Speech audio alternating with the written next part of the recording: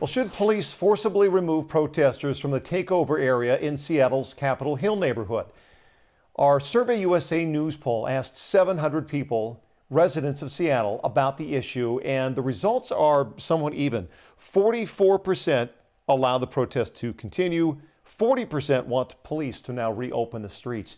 And now we're learning a business owner says he called 911, but nobody showed up. Car tender is a repair shop right on the cusp of the so-called Capitol Hill Organized Protest zone, or CHOP. King 5 Sebastian Robertson joins us now live with the details. Sebastian?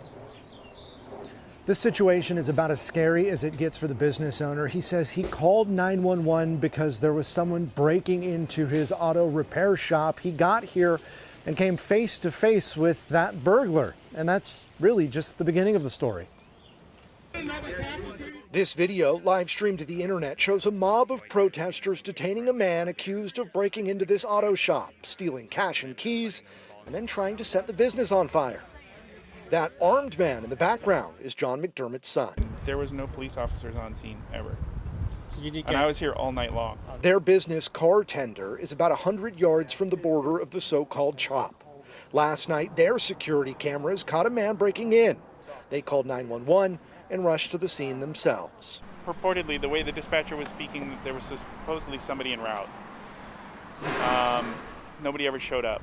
McDermott says his son detained the burglar while he put out the fire, but says no officer, no firefighter showed up.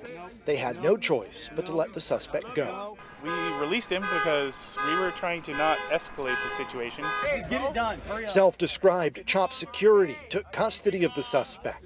And on the live stream, you can see they did search him, but that man was ultimately released. Monday morning, we went inside the CHOP, asked organizers to speak on camera. A representative named Malcolm says this is a failure of police.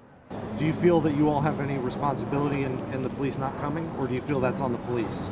I feel like that's on the police because that was outside the barricade, right? So, you know, they should have been able to give some type of response, even if it took 30 minutes.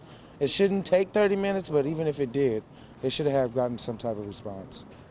Regardless of why this happened, these business owners are now left to wonder if they can continue to operate.